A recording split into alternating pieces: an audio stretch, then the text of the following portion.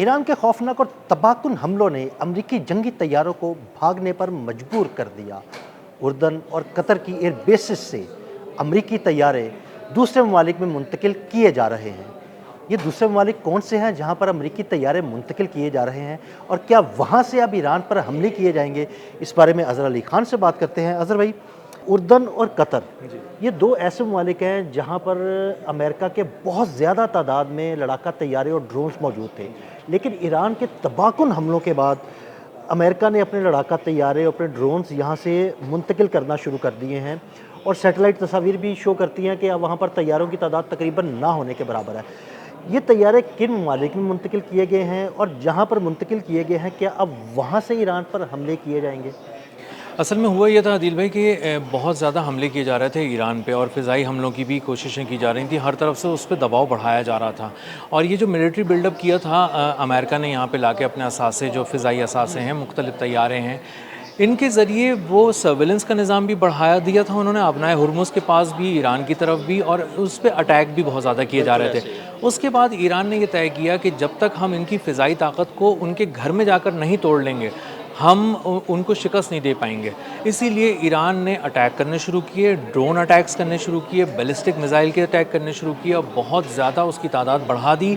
उनके coordinates, exact coordinates पे हमले करने शुरू कर दिए, प्रिसीजन के साथ वार करने शुरू कर दिए। और ख़ास तौर पर वो लड़ाका तैयारे और ड्रोन्स जो हैं उनके हैंगर्स को निशाना ज़रूर बना रहा था। बिल्कुल ऐसे ही है। हैंगर्स में खड़े खड़े, उड़ान से पहले, रनवे पे आने से पहले उन तैयारों और ड्रोन्स के परखचे उड़ा दिए गए, उन हैंगर्स को तबाह कर दिया गया, और तबाह करने के बाद उनकी सैटेलाइट तस्वीर सबूत के तौर पे पेश की गई, ताकि कल को अमेरिका ये ना कह सके कि ऐसा कुछ नहीं हुआ था।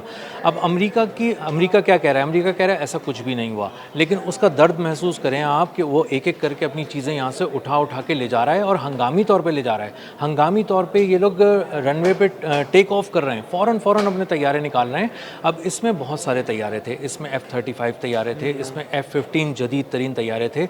अगर एक भी आप तबाह कर देते हैं तो $96 मिलियन का, $120 मिलियन का नुकसान बहुत आसानी से हो जाता है। अब इन्होंने MQ-9 रीपर ड्रोन, अभी बिल्कुल जिसे आप आसान अल्फाज में पन्नी पैक ड्रोन कहते हैं, जॉर्डन की एयरबेस पे अपने एक हैंगर के अंदर 10 उड़ाए हैं इन्होंने, और एक ड्रोन की कीमत आप देखेंगे तकरीबन 30 से लेकर $45 मिलियन के दरमियान में है। तो अगर 10 आपने उड़ा दिए तो आप अंदाज़ा लगाएं कि 300 मिलियन से लेकर $450 मिलियन का नुकसान तो सिर्फ ये 10 ड्रोन की सूरत में, सिर्फ 10 ड्रोन की सूरत में हो गया। हेलीकॉप्टर्स जो तबाह किए गए बड़े बड़े कार्गो के लिए, जिसके बारे में कल आपने बताया भी था कि पूरा हॉस्पिटल उठा के ले जाते हैं वो फील्ड हॉस्पिटल्स। अब इतने बड़े बड़े हेलीकॉप्टर्स जो मिलियंस ऑफ डॉलर्स के हैं, ऐसे राख हो गए, बर्बाद हो गए। तो जिस तेज़ी के साथ वो अपनी बग़ैर कोई फ़तह हासिल किए अपनी चीज़ों को, अपने असासों को गंवाते जा रहे थे, उसके बाद उन्हें अंदाज़ा हुआ कि यहाँ से भागने में ही आफियत है। तो उन्होंने क्या किया? उन्होंने कुछ अरसे पहले, सबसे पहले उन्होंने अपना एक पूरा स्क्वाड्रन था 8NC थंडरबोल्ट तैयारों का, 12 तैयारे थे, उनको निकाला और उनको यूरोप की तरफ भेजा। उसके बाद उन्होंने MQ-4C ट्राइटॉन $450 मिलियन का एक ड्रोन, बहुत बड़ा ड्रोन, पूरे ओशंस को देखता है, उस ड्रोन को उर्दन की एयरबेसिस से इसलिए निकाल कर भेज दिया यूरोप कि कहीं ये शिकार ना हो जाए, खड़े खड़े ना तबाह हो जाए। एक ड्रोन तबाह भी हो चुका है इस बिल्कुल, अपनाए हुर्मुज़ के ऊपर ये प्रवास कर रहा था और अचानक गायब हो गया अचानक। 52,000 फुट की बुलंदी से 9,000 फुट की बुलंदी तक नीचे आया और उसके बाद गायब हो गया। तो ईरान एक जादू कर रहा है, और उसमें चीज़ें गायब भी हो रही हैं, तबाह भी हो रही हैं, नाकाम भी हो रही हैं। अब इन्होंने क्या किया कि जब कल एक और हमला हुआ तो उसके अंदर उन्होंने तमाम वो दिफाई निज़ाम उड़ा दिए, वो तमाम रडार्स उड़ा दिए, मल्टी लेयर डिफेंस सिस्टम के परखचे उड़ा दिए, पेट्रियट उड़ा दिए $1 अरब के, थार्ड उड़ा दिए। तो इससे अंदाज़ा ये हो रहा है कि वो सब सामान जो इन सब सामान की असासों की हिफाजत के लिए वहाँ पर लगाया गया था, वो प्रोटेक्टिव शील्ड, हिफाजती हिसार आपने तह दर तह फाड़ कर रख दिया, तोड़ दिया, उसके परखचे उड़ा दिए, और जितना बारूद आप ऊपर से आसमान से फेंकते हैं ज़मीन पे, वो नीचे आता है, पूरे का पूरा गिरता है, बड़े पैमाने पर तबाही मचाता है, और प्रिसाइजली चूँकि गिरता है तो वो अब हाउसिंग यूनिट्स को भी तबाह कर रहा है। अब वो जगह जहाँ पर अमरीकी फ़ौजी क़याम कर रहे थे, रह रहे थे, अब वो सुकून से वहाँ सो भी नहीं सकते। तो इसीलिए तो बहुत ज़्यादा खबरें आ रही हैं अमेरिकी फ़ौजियों के मारे जाने की, और ट्रंप भी जो है ना बड़ा गुस्सा कर रहा है कि जी हमारे फ़ौजी मारे गए, उन फ़ौजियों के मारे जाने की वजह से ईरान को इसकी कीमत चुकाना पड़ेगी। तो इसका मतलब है कि ईरान बड़ा प्रिसाइसली जो है ना वो अटैक कर रहा है, और हाउसिंग सोसाइटीज़ को भी अटैक कर रहा है जहाँ पे अमेरिकी फ़ौजी रहते हैं। बिल्कुल इसीलिए कर रहा है क्योंकि उसके अपने शहरी भी इसमें निशाना बन रहे हैं ना। वहाँ पे भी बहुत सारी शहादतों की इत्तला आ रही है कि आम लोगों को निशाना बना रहा है अमेरिका, और अमेरिका अब एक फुल स्केल वॉर की तरफ आ गया है। गो कि ये महदूद पैमाने पे ज़ाहिर की जा रही है, लेकिन इसके अटैक्स बता रहे हैं कि वो फिशरमैन की बोट्स को उड़ा दिया, माहीगीरों को, मल्लाहों को, इन सबको निशाना बनाना शुरू कर दिया है। और वो IRGC की बोट्स कह रहे हैं उसको, स्पीड बोट्स की आड़ में। अब अगर इस तरह से निशाना बनाया जा रहा है तो फिर ईरान भी फिर इसी तरह जान के बदले जान लेने की कोशिश कर रहा है और वहाँ पे जवाब दे रहा है। और उसमें वो ईरान ये दावा कर रहा है कि कई अमरीकी फ़ौजी हलाक और ज़ख्मी हुए हैं। गो कि अभी तक बहुत सारी तफसीलात ज़ाहिर है आना बाकी हैं, अमेरिका की जानिब से वो तस्लीम तो भी शायद नहीं ऑब्वियसली करेंगे। बहुत सारी खबरें तो वैसे ही वो होल्ड कर लेते हैं या उसे उन्हें रोक लेते हैं, क्योंकि उनका अपना कंट्रोल है मीडिया पे, तो ऐसी खबरें वो जल्दी बाहर ही नहीं आने देते। ऐसा ही है। और वो जो ज़ख्मी होने का एक पूरा निज़ाम है कि अमरीकी फ़ौजी जब ज़ख्मी होगा तो वो किस तरह रजिस्टर किया जाएगा एक सिस्टम के अंदर, वो इतना तवील उसका वो सारा प्रोसीजर है कि उसमें एक ज़ख्मी जो है वो रजिस्टर होते होते भी काफ़ी दिन लग जाते हैं उसमें। तो इससे अंदाज़ा होता है कि अमेरिका को बहुत बड़ा नुकसान हो रहा है। अमेरिका के फ़ौजी भी अब यहाँ से भाग रहे हैं, उनको रीलोकेट करना पड़ रहा है, और अपने तमाम फ़िज़ाई असासों को, चाहे वो हेलीकॉप्टर्स हों, चाहे ड्रोन्स हों, चाहे तैयारे हों, चाहे उड़ते हुए कमांड एंड कंट्रोल सेंटर हों।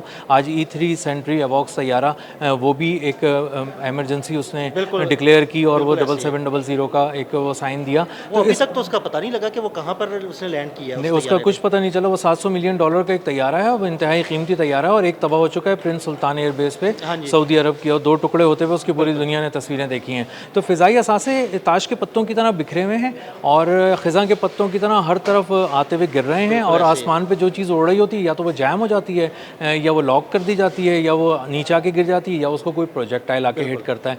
तो इसका मतलब ये है कि स्टेल्थ टेक्नोलॉजी से लेके नीचे तक जितनी टेक्नोलॉजी डेवलप की गई थी पिछले कुछ अरसे के दौरान, कुछ सालों के दौरान, दिहाइयों के दौरान, और उस पर अरबों डॉलर अमेरिका ने खर्च किए थे, सर्व किए थे, लगा दिए थे, वो सारी टेक्नोलॉजी भी उसके साथ नीचे गिर रही है। तो एक पूरा कला है हिफाजती, उसका एक अस्करी कला है अमेरिका का। वो अस्करी कला ज़मीन बोस होता हुआ नज़र आ रहा है, बल्कि ज़मीन बोस होता हुआ नज़र क्या आ रहा है, वो ज़मीन बोस हो ही गया।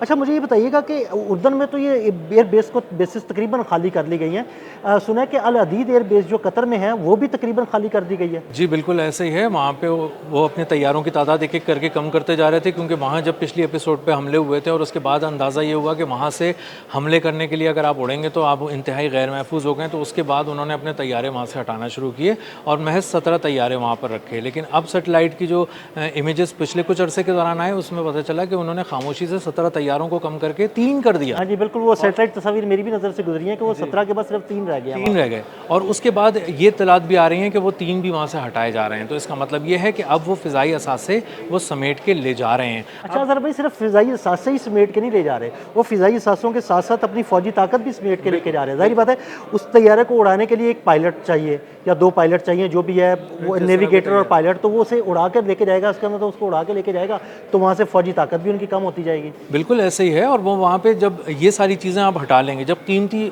जवाहरात हटा लेंगे, तो फिर सेफ की ज़रूरत भी नहीं रहेगी। और वो सेफ क्या है, वो थार्ड है, वो पैट्रियट है, मल्टी लेयर डिफेंस सिस्टम है। तो ये बहुत सारी चीज़ें यहाँ से उठा के ले जा रहे हैं और यहाँ से ले जाके 2-3 जगहों पे इसको डिवाइड कर रहे हैं। कुछ वो यूरोप भेज देते हैं जिसके बारे में उनको ये अंदाज़ा होता है कि फ़ौरन नहीं बुलाना उनको, वो यूरोप भेज देते हैं, वरना वो इसराइल की मुख्तलिफ मिलिट्री बेसिस पे फैला कर रख रहे हैं। और इस बात को भी इंश्योर कर रहे हैं कि कहीं उसको इसराइल इस्तेमाल ना कर ले कहीं। और ये साफ अल्फाज में कह दिया है कि जो हमला करना होगा वो अभी फ़िलहाल हम ही करेंगे ईरान पे। इसराइल वरना उसका नाम लेके अमेरिका का बहुत सारे हमले कर रहा था, और वो सारे जो हमलों के खुमियाजे थे वो अमेरिका को भुगतने पड़ रहे थे। तो अमेरिका अब अपने बहुत सारे तैयारों को वहाँ पे ले जा रहा है, ख़ास तौर पे अपने रीफ्यूलिंग टैंकर्स को वहाँ पे उसने खड़ा कर दिया ले जाके मुख्तलिफ़ किस्म की जो एयर बेसिस हैं वहाँ पे इसराइल के अंदर। और वहाँ पर अब कोई अगर अटैक लॉन्च किया गया तो वो इसराइल की ज़मीन इस वक्त बहुत गर्म हो चुकी है, बहुत ज़्यादा लाइमलाइट में दोबारा आ चुकी है, और इसीलिए इसराइल चाह रहा है कि किसी तरह अमेरिका ही इस जंग के अंदर सामने रहे, उसको ना कूदना पड़े। क्योंकि अगर उसको कूदना पड़ा तो ये एनालिस्ट कह रहे हैं कि एक तो वो हार जाएगा, दूसरा वो 12 दिन के अंदर ख़त्म हो जाएगा इसराइल, उसके पास सारा असला ख़त्म हो जाएगा और उसके पास ये ताकत नहीं है कि वो ईरान जैसे बड़े मुल्क के साथ हार्डली 8-10 दिन भी खड़ा रह सके। बहुत शुक्रिया अज़हर भाई ने बड़ी तफसील के साथ इस सारे मामले पर रोशनी डाली। मज़ीद अपडेट्स के लिए मैं फॉलो करते रहें। अदील अहमद और अज़हर अली ख़ान को इजाज़त दीजिएगा। अल्लाह हाफ़िज़।